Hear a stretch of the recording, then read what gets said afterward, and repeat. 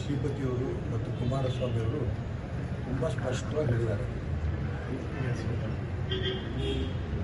ನಾವು ಹಿಂದೆ ಹೋರಾಟ ಮಾಡಿದಾಗ 7-2 ತಿಂಗಳ ಕೆಳಗೆ ಹೋರಾಟ ಮಾಡಿದಂಥ ಸಂದರ್ಭದಲ್ಲಿ ಏನೇನು ನಮಗೆ ಅಂಕಿಅಂಶಗಳು ಬೇಕು, ಏನೇನು ನಮಗೆ ರಾಜ್ಯ ಸರ್ಕಾರದಿಂದ ಕೇಂದ್ರ ಸರ್ಕಾರದಿಂದ KPCAದಿಂದ ಉತ್ತರ ಬೇಕು ಅನ್ನೋದಕ್ಕೆ ಪ್ರಶ್ನೆಗಳನ್ನು ತುಂಬ ಸ್ಪಷ್ಟವಾಗಿ ಜಿಲ್ಲಾಧಿಕಾರಿಗಳ ಮುಖಾಂತರ ಕಳಿಸಿದ್ದಾರೆ.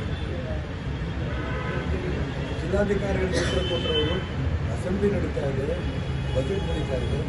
ಹಾಗಾಗಿ ಬಜೆಟಲ್ಲಿ ಮುಖ್ಯಮಂತ್ರಿಗಳು ಕರೆದಿರೋದಕ್ಕೋಸ್ಕರ ನಾವು ಅದಕ್ಕೆ ಹೋಗಿದ್ದೀವಿ, 3-4 ದಿನ ಸಮಯ ಬೇಕು ಅಂತ ಮಾತನಾಡಿದ್ದೀವಿ.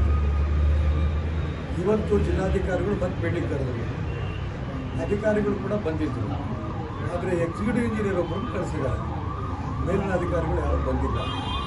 ನನ್ನ ಮೊಬೈಲ್ ತಗೊಂಡೇ ಎಕ್ಸಿಕ್ಯೂಟಿವ್ ಇಂಜಿನಿಯರ್ ಫೋನ್ ಮಾಡಿದಾಗ ಉತ್ತರ ಕೊಡಲಿಲ್ಲ.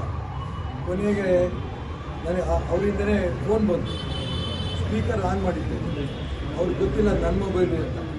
ತುಂಬ ಸ್ಪಷ್ಟವಾಗಿ ಹೇಳಿದ್ರು, ಯಾವುದೇ ಉತ್ತರವನ್ನು ಕೊಡಬೇಡಿ ಅನ್ನಂಥ ಮಾತು ಹೇಳಿದರು. ನಾನು ಯಾರು ಮಾತಾಡ್ತಿರೋದು ಫೋನ್ ಇಟ್ಟರು.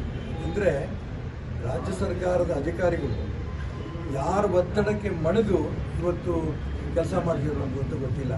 ಅಷ್ಟೊಂದಿಗೆ ಅಡ್ವೊಕೇಟ್ ಮುಖಾಂತರ ಇವ್ರು ಯಾವ ರೀತಿ ನಮಗೆ ಅನ್ಯಾಯ ಮಾಡ್ತಿದ್ದಾರೆ, ಮೋಸ ಮಾಡ್ತಾರೆ, ಉತ್ತರ ಕೊಟ್ಟಿಲ್ಲ, ಅದು ಕೂಡ ಏನು ಉತ್ತರವನ್ನು ಕೊಡಬೇಡಿ ಅನ್ನೋಂಥ ಅಂಶವನ್ನು ಅವರು ಅಧಿಕಾರಿಗಳು ಹೇಳಿದ್ದಾರೆ. ಎಲ್ಲ ಅಂಶವನ್ನು ಕೂಡ ನಾವು ಕೋರ್ಟ್ ಮುಂದೆ ತರ್ತೀವಿ. ಅಧಿಕಾರಿಗಳು ಬಂದಂಥ ಉತ್ತರ ಇದಷ್ಟನ್ನು ಕೂಡ ನಾವು ಕೋರ್ಟಿಗೂ ಕೂಡ ನಾವು ಕೊಡಲಿದ್ದೇವೆ. KPCL ಅಧಿಕಾರಿಗಳು ಯಾವ ರೀತಿ ಅನ್ಯಾಯ ಮಾಡ್ತಿದ್ದಾರೆ ಅನ್ನೋಂಥ ಅಂಶವನ್ನು ಕೋರ್ಟಿಗೆ ಕೊಟ್ಟು ಕೋರ್ಟ್ ಮುಖಾಂತರನೇ ನಾವು ಅವರಿಗೆ ಸರಿಯಾದ ಶಿಕ್ಷೆ ಕೊಡೋಂಥ ವ್ಯವಸ್ಥೆಗಳು ಮಾಡಿಸ್ಬೇಕಾಗುತ್ತೆ ಅನ್ನೋ ಮಾತನ್ನು ಚೀಮಾರಿಗಾಗಲೇ ಹಾಕಿದ್ದಾರೆ. ಮೊನ್ನೆನೇ 10/3/26ಕ್ಕೆ ಈಗ ಡೇಟ್ ಕೊಟ್ಟಿದ್ದಾರೆ. 10/6 ಕೊಟ್ಟಿದ್ದಾರೆ. 13ರಲ್ಲಿ ಒಂದು ಇದು ಕೊಟ್ಟಿದ್ದಾರೆ.